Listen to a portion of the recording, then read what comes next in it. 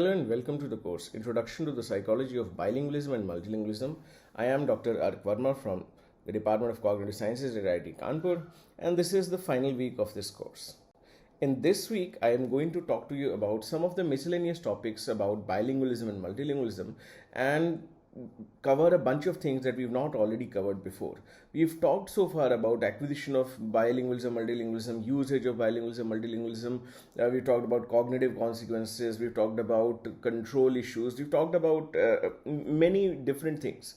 But in this week, I will try to basically talk about aspects that talk about how bilingualism touches our lives in different ways, what kind of social and practical consequences it may have for bi and multilinguals. Let's go ahead. Now, while the phenomena of bilingualism is itself intriguing, it is fascinating that it has become more of a norm than an exception in the past few decades.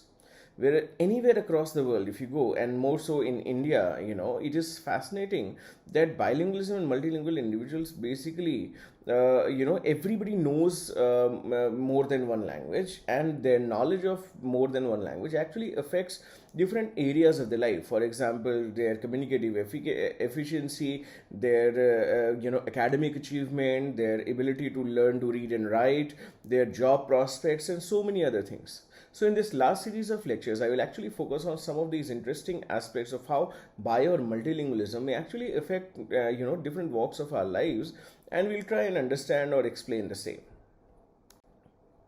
Now, it is fascinating that a large proportion of students in the world, and especially in India, actually enter a school without speaking the language of the instruction.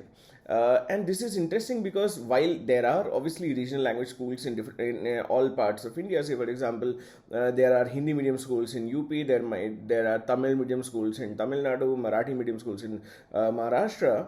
But a large proportion of school-going students actually attend school, which follows a medium of instruction that is not their native language. Basically, a lot of us attend English medium schools. English is the second language that we learn probably first in school and then later, because almost all of us. English is not spoken at home as much as our native language. So although students sort of cope up with this, and they do well for the most part, the instruction and education in second language has consequences for literacy, and it is interesting that this is one of the aspects in bilingualism that has been rather understudied. And moreover, researchers from different fields of inquiry, be it language acquisition, cognitive development, and education, and have basically, developed their explanatory models about various phenomena in their fields, with the underlying assumption that children have a single mind that deals with a single conceptual system with a single language. Now, it is interesting, while bilingualism and multilingualism has actually become a norm, and everybody almost, you look around, speaks at least two, if not more, languages, the theoretical explanations of the phenomena, psychological phenomena and individuals actually go with the assumption, a slightly simplified assumption, that people have a single unitary conceptual system and they basically interact with it using a single language. So, it is therefore not difficult to see the fault in this approach if one were to observe the effects of interaction between language and thought, and that would probably apply to all aspects of cognition. Now, moving on, interestingly, although the potential impact of language on all aspects of cognition should be obvious, most early theorists, for example, Jean Piaget, who was one of the most preeminent developmental psychologists, has essentially ignored the role of language while theorizing about aspects like cognitive development. Interestingly, even Noam Chomsky, who is one of the greatest linguists of our time, has postulated a view of language where basically talks about language as a self-encapsulated module which does not interact or impact other cognitive processes. Now, these views have basically contributed in, having a very separate and having a very fractured, if I may use the word, view of language and cognition, and has made it difficult for researchers to look at the bigger picture and the system as a whole and examine, the interactions between language and other aspects of cognition. Now, also when it comes to the contribution of bio or multilingualism to different aspects of cognition, the field is inherently plagued with a bunch of fundamental questions. For example, who are bilingual children? What are the essential criteria for them to be deemed as bilingual? What are the causes behind them becoming bi or multilingual? And what is the minimum level of proficiency in both or more of their languages, basically for them to be categorized as a bilingual? And are there any consequences, cognitive consequences for them gaining proficiencies in two or more languages? Now, if you follow this course, sincerely for the last 7 weeks, you will see that we've sort of, had an answer to all of these questions so far. But in today's lecture, I basically don't want to go back and revisit these questions. Let us try and move ahead and see how does bilingualism basically, impact cognitive development and acquisition of literacy and so on. So, despite the challenges that bilingualism and the associated questions bring along, actually few researchers have been able to, venture into these waters. For instance, Lev Vygotsky, who was a Russian psychologist, commented about the possible usefulness of bilingualism in expanding a child's conceptual world. So he says, the child learns to see his language as one particular system among many, to view its phenomena under a more general categories, and this leads to awareness of his linguistic operations. Now, this is interesting because what Vygotsky is talking about is that children, when they know more than one language, are able to actually see the structure of the language from a distance. They are able to look at the patterns in language. They are able to discover, say for example, that there are characteristics of languages that are common across different languages, and those characteristics may not have an all or none kind of view. There are variations between those characteristics and so on and so forth. So the idea is that child would become much more conscious of the linguistic operations, and by virtue of being more conscious of linguistic operations, it become more and more comfortable with using those languages, with respect to other cognitive functions.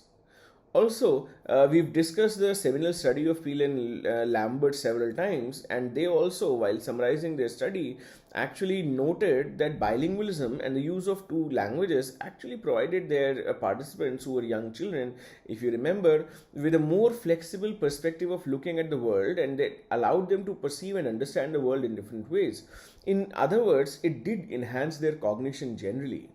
So, let us look at some of the abilities which are enhanced by people being bilinguals, and how these abilities may eventually lead into better acquisition of literacy and so on. Let's dive deep in. Now, one of the most obvious advantages of being a bilingual could actually be the domain of metalinguistic awareness that we've discussed in the previous lectures as well. And also, it follows from what Vygotsky was saying in the quote that I just mentioned. Now, for instance, we've discussed that when people have two different language systems, it actually allows the children to look at, and appreciate the structural patterns and the systematic features of their language. For example, Tanmar and Myhill actually proposed that fully fluent bilingualism may actually lead to increased metalinguistic awareness and consequently faster reading acquisition and higher academic achievement. So, while we've talked about the first part of the statement already in previous lectures, let us try and see how it sort of leads to faster reading acquisition and higher academic achievement. Now, one of the critical factors in reading, in learning to read or acquiring the ability to become literate and eventually, achieve highly in your academics, is this ability of learning about words. And Leopold suggested that bilingual children actually have a better grasp of characteristics of words and these as a systematic feature of language, which is arbitrariness. So bilingual children actually have a better grasp of the arbitrary relationship between words and their meaning, and that this enables them to have better insights into both of their languages. More specifically, it has been proposed that as bilingual children have a better grasp of what is called referential arbitrariness, that is the function of words, they are actually better at identifying or segmenting words from a speech stream, and therefore follow conversations better, follow instructions better, and so on. However, since the issue of form and meaning are so intertwined with each other, most of the experimental studies have actually looked at them together rather than separately. So it sometimes becomes difficult for us to sort of, tease apart the effects of whether, we're talking about meaning comprehension, or whether we are talking about appreciation of form and understanding the regularities in that respect, and so on. Interestingly, the notion of word form and meaning can be different for different languages. For instance, in Chinese, the notion of word boundaries is rather difficult to define because it is the meaning is actually reflected through this concatenation of characters which are actually arranged around morphemic lines rather than word lines.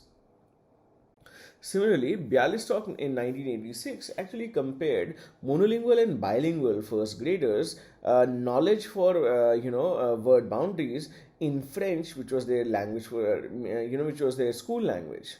Now, these children actually had been studying French for at least 2 years, and the medium of instruction in their schools was also French. These children were trained to count the number of words in a sentence while listening to the sentence and moving a marker to a new pile for each word, and then eventually counting the number of markers. Now, an interesting aspect of this challenge is basically that if children are actually, supposed to do well in this task and they actually want to count the words, they would need to be able to ignore the meaning part, because it is quite possible that when somebody is saying something to you, you would get carried away and you will basically trying to understand them. So you're going to be more engaged in the meaning rather than a form task like counting the words. So, these sentences to these children were actually presented in two conditions. One, where they were presented as normal utterances, where the meaning was as in a canonical form, and other, wherein these sentences were present as scrambled words. So, in this case, it would probably be easier for children to follow the word counts rather than get lost in the meaning of these sentences, get lost in the semantic sense that they are making. Also, the sentences actually varied in the complexity of their constitution. Say, for example, they use monosyllabic words, disyllabic words, and also polysyllabic words. Now, both groups of children actually performed equally well with this scrambled string of words, which is expected because here they don't have the additional burden of comprehending the meaning of these utterances. However, it was apparent that bilingual children were actually much better in isolating the words from meaningful sentences. Hence, being able to show that they have this ability to ignore the semantic part and just focus on the form part. So it is apparent that while these children were just starting their journey towards bilingualism, because these people have just, these are first graders, early bilinguals, so to speak, mere exposure to another language by means of medium of instruction at school was sufficient to actually enhance their awareness of words and meanings in comparison to their monolingual counterparts. So in a sense, we can see that it is actually, you don't really need to be bilingual from, the time you start acquiring the two languages. Even if you've been in school, say for example, a lot of children actually go to school at around 3.5, 4 years of age, and if they've been in school for 2 years, they are already becoming bilinguals, and the benefits therein of bilingualism are sort of rubbing on to them, and basically they might feed into their academic achievement and word learning capabilities and so on. Also, researchers have explored children's understanding of the nature of reference. Words refer to something. So, if I say, if I take a word apple, it refers to the actual fruit, apple. So, some researchers have actually tried to look at children's, understanding of the nature of how words refer to certain things in the real world. For example, Cummins in 1978 used four different kinds of metalinguistic tasks with monolinguals and bilinguals and reported that bilinguals displayed greater linguistic flexibility when it came to understanding the reference of the word. Say, for example, when I use the word cat, you know that the word cat refers to the object, refers to this animal, cat. But I could also use the term catwalk in reference to the kind of walk models do on the ramp. But catwalk does not have to do with the animal cat's walk at all. So in this sense, children will need to be flexible in order to understand in what reference a particular word has been used. And in this specific capability, bilinguals were found to be much better than their monolingual counterparts. Finally, another illustration of the same comes from Piaget's sun-moon task. For example, here children were actually asked that if it would be possible to exchange the names of the sun and moon, and if so, what would be up in the sky at night. Say, for example, if you call the sun as moon and if you call the moon as sun, what is going to rise up in the night, or what is going to set by the evening? So if you ask these questions, you will basically the children, if they need to answer these questions quickly and correctly, they will need to be able to distinguish themselves from the words sun and moon and the references that are the planetary the objects sun and moon that we're talking about. Another interesting aspect of this task was the final question, which is probably the most difficult, which was, what would the sky look like at night? Now the thing is, if you do the first order task and if you say, okay, it is possible to exchange the names of sun and moon, and maybe you are also able to answer that, okay, the sun will be up at night. Conceptually, you have to create that difference in order to understand it. While I am saying the sun is going to be up at night, I'm actually talking about the moon, and the sky would still look dark. It will not look bright and sunny like if the actual sun in an unexchanged condition was on the top. So there are several studies that have actually used this task from Piaget, and they have actually shown that bilinguals are able to solve this problem earlier than monolinguals in terms of age and also faster. A last study that I would want to mention in terms of word awareness would be Benzie's study, where he actually developed an interesting symbol substitution task to assess children's awareness of the grammatical properties of words. So herein, basically what the children were needed to do was that they needed to substitute the word we with the word spaghetti. Now, and then, the experimenter would ask them, how do you say we are good children?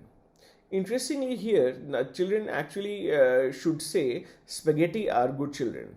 But saying spaghetti are good children also requires that same kind of disengagement between form and meaning that we've been talking about.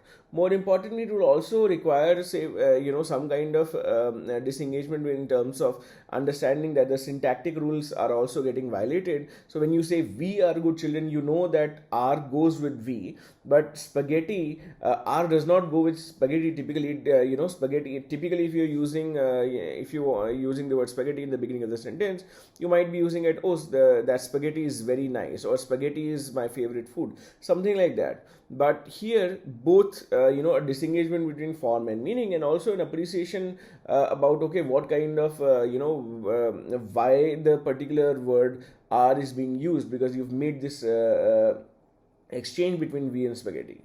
So Benzie actually found that bilingual children were significantly better and more reliable at performing this task, whereas their monolingual counterparts could not easily separate themselves with the meanings of individual words, we and spaghetti.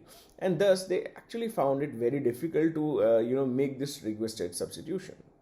So, we saw that word awareness is a critical skill in acquiring the ability to read and eventually become literate and have higher academic achievement. And you can see here that almost certainly bilinguals have a bit of an edge over their monolingual counterparts in this ability. Again, remember that I'm not really implying that monolinguals are poor at this or in any which way.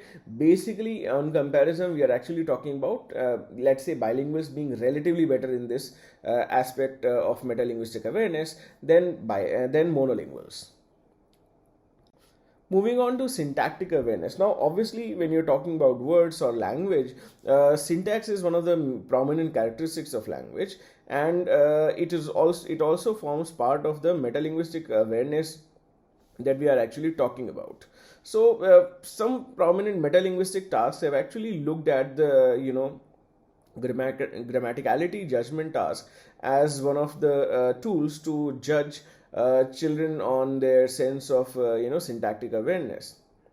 In one of the studies, for example, Galambos and Hakuta in 1988 compared monolingual and bilingual children in their ability to correct the syntactic structure of sentences, and then in a different task, they were actually asked to determine what was the ambiguity in these sentences and then paraphrase the various versions of the same.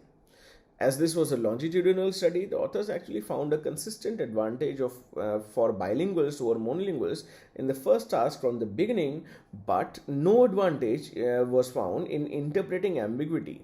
The advantage in interpreting ambiguity only emerged slightly later when the bilinguals were also slightly more aged. So this tells us that bilingual children might be better in pointing out these errors, but they were not very good at sort of understanding or explaining why these errors would have been, or what are the aspects of ambiguity that are there, and explaining them. Another study that we could talk about was conducted by Golden Meadow in 1990, who presented monolinguals and bilinguals with a variety of problems to check for their syntactic awareness that included detecting, correcting, and explaining errors. Explaining errors is very similar to the explaining ambiguity version of the task that we were just talking about. Now, interestingly here, they found a bilingual advantage for noting and correcting errors at all ages, but they couldn't find any group differences for explaining these errors. So there were three parts: detecting, correcting, and explaining errors. For detecting and correcting, they were a bilingual advantage, but not for explaining errors. So the authors actually interpreted these findings as illustrating, in some sense, the developmental progression of moving from a content-based to a structure-based appreciation of languages, and found that bilinguals had a degree of advantage over monolinguals across all three stages. However, it's not always that bilinguals, outperform monolinguals in all aspects of syntactic awareness as well. For instance, there are also tasks like Gathercole in 1997, where she used a grammaticality judgment task to test for whether Spanish-English bilingual children could actually use syntactic cues to distinguish between mass nouns like water, porridge, etc., from count nouns like cups, bottles, keys, etc. Now, she reported that while older and more fluent bilinguals could actually utilize syntactic cues from these utterances like monolinguals, the younger and weaker bilinguals were not being able to pay attention to those things. More importantly, in another study, Gathercole and Montes actually, in their task, monolinguals actually outperformed the Spanish-English bilinguals on a grammaticality judgment task, wherein the participants had to judge and correct sentences. So the authors actually noted that the bilinguals' performance was moderated in some sense by the amount of English input they had to read. How well did they know their second language? All in all, Bialystok actually reasoned that bilinguals do not consistently outperform monolinguals on syntactic awareness tasks using, let's say, the grammaticality judgment as one of the major tasks. And when they do, it is typically when the task involves some kind of distracting information such as anomalous meanings, etc. And they are better at pointing and correcting errors, but not really in explaining them. So they're probably not understanding the whole depth of it as well as the monolinguals are doing.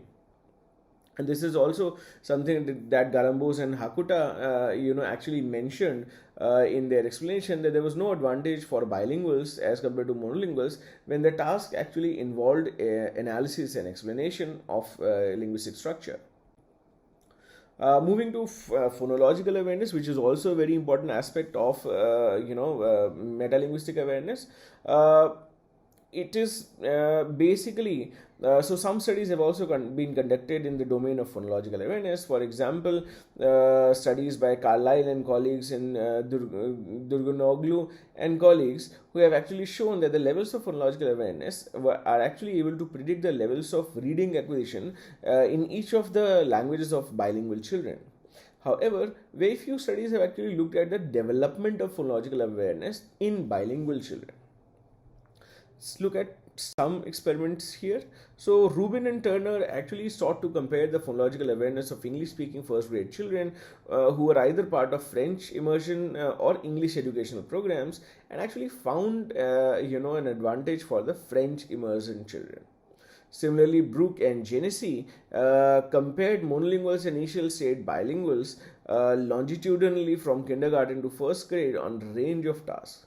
Now, these children were actually English speaking children who were studying in French medium schools.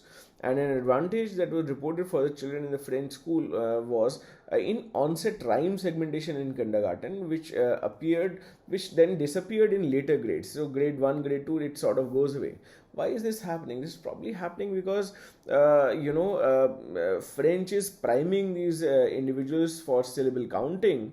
They are for syllable counting because of their immersion in the French school and the structure of French phonology, which makes it possible for the syllables to become more salient and definitely more salient than English, and children to sort of discover them and make these decisions. Now, the monolingual advantage of phoneme counting was attributed to differences in instruction in English as compared to French. So, indeed, these findings actually show that factors such as language structure and literacy acquisition are ultimately more important in bilingualism than bilingualism in explaining children's level of metalinguistic awareness in this domain. So we've seen that for word awareness, bilingual children are very good. For syntactic, I'm not sure the evidence was that strong, and for phonological as well.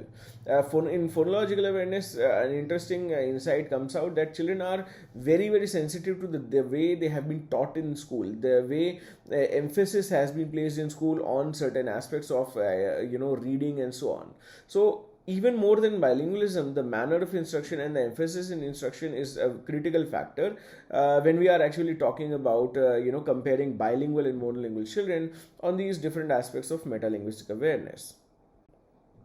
So, if you examine children with limited exposure to bilingualism, for example, Yellen and colleagues did this, and they asked children to judge whether pictured objects had long or short names. So, they are showing them object pictures and they are asking that, whether this object will have a longer name or shorter name. They reported it an advantage for bilingual children in kindergarten, but then again that disappeared by grade first. Also, Campbell and Sayce, who were working with the Italian English preschool bilinguals, and were reasonably, these bilinguals were reasonably competent in both languages and assessed their phonological awareness across 4 tasks.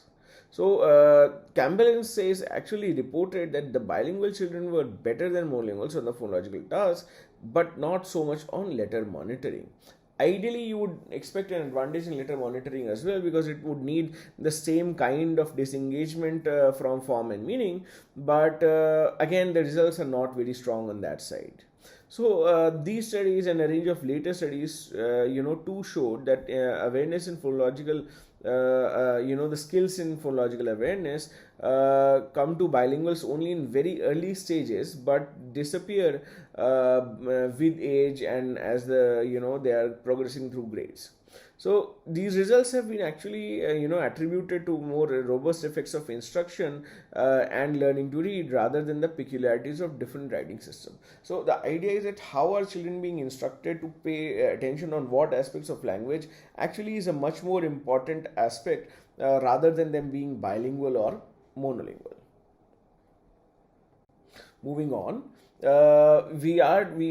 as I was saying, we were talking about metalinguistic awareness, syntactic awareness, phonological awareness, and word awareness. But eventually, what do we want to talk about? Eventually, we want to talk about how these abilities sort of come together and contribute towards literacy acquisition, which is a key skill in today's world. And for any kid to have a bright future and better job prospects in life, acquisition of literacy is one of the very critical and important skills. So, learning to read actually, if you're talking about learning to read, it builds upon a set of prerequisite skills, some of which include this metalinguistic skills that we've talked about, but there are other skills as well, which basically include, say, for example, mastery of the discourse structure of the stories and also understanding of the nuances of these, separate writing systems. The second part I will talk to you about in more detail in the next lecture as well. So researchers have actually looked at the development of the latter in bilingual children, and a very important aspect, if you sort of look at it, a very important aspect for bilingual children is to get immersed in a culture of stories, which requires them to become familiar with conventions in discourse and text that would bring sort of some kind of cohesion and refinement in the text being read. So the idea is, when you're teaching children to learn to read, you will basically expect them to gather these skills and expect them to use these skills in order to get better in learning to read and comprehending the overall text and so on. So they need to sort of one of the best ways of imparting the ability to read is for children to read these stories and become aware of them, because there are very nuanced semantic aspects as well as aspects of orthography also involved.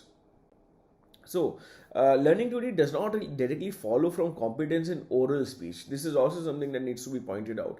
Oral speech, basically, you may be very good in speaking or expressing yourself in the oral manner, but it is difficult for people, or say, for example, it is a fundamental skill, which is a fundamentally different skill to be able to learn to read, which requires, developing an understanding of the script and its conventions. And learning to read therefore develops very gradually from children's experiences with these storybooks, and their level of mastery that gradually develops. Interestingly, people have shown that this mastery actually has been able to predict successful literary outcomes for these children. Now, a range of studies examining these abilities in bilingual children have shown that competence in these purely literate forms of discourse in their two languages is largely shared across a bilingual's both languages.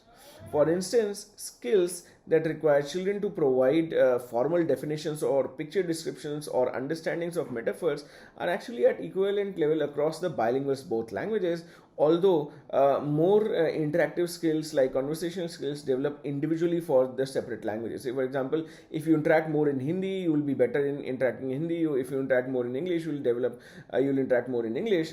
But your general skill of, if you have acquired a general skill of, or if you've cracked the system of how to read and how to interpret discourse or text conventions, that would sort of be shared across the two languages.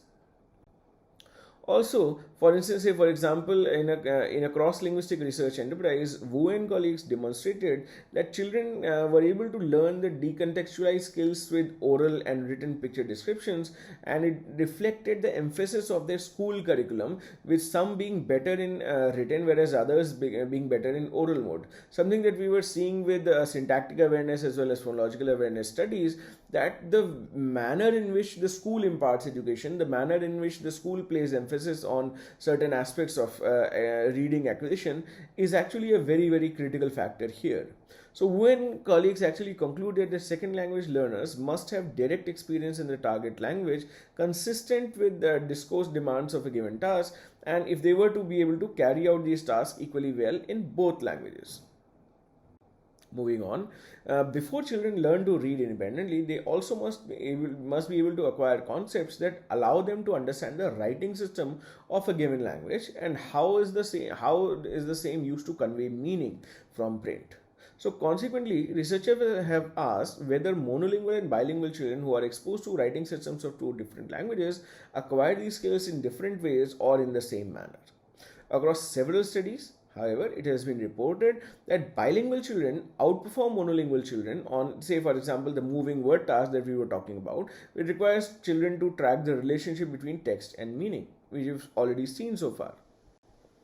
Moreover, there have also been a range of studies that are explicitly trying to investigate the children's ability of learning to read in a second language and the consequences of their exposure to two different writing systems. Some of them have actually shown that bilinguals benefit from exposure to different writing systems since an early age. Also, a bunch of studies have shown that there are huge transfer effects in the ability of learning to read between the two different languages, between the two writing systems of different languages. But these transfer effects are more if the two writing systems are similar. Say, for example, if both are alphabetic or both are syllabic. Bialystok, for example, in this same respect, comments that it seems that bilingual children learn to read, in one of their languages, and that helps them become literate in both their languages. Obviously, with the caveat of the similarity between the writing systems. So, overall, if you want to summarize this, it seems that bilingualism does have some consequences for the development of literacy in children, although the exact nature of these consequences depends actually upon a range of factors such as similarity between language structure, their writing systems, as well as school instructions, etc. These factors are also certainly moderated by the overall exposure of these children to different environments and at their schools and homes. So that's all that I wanted to share with you in this particular lecture. I'll see you in the next one very shortly. Thank you so much.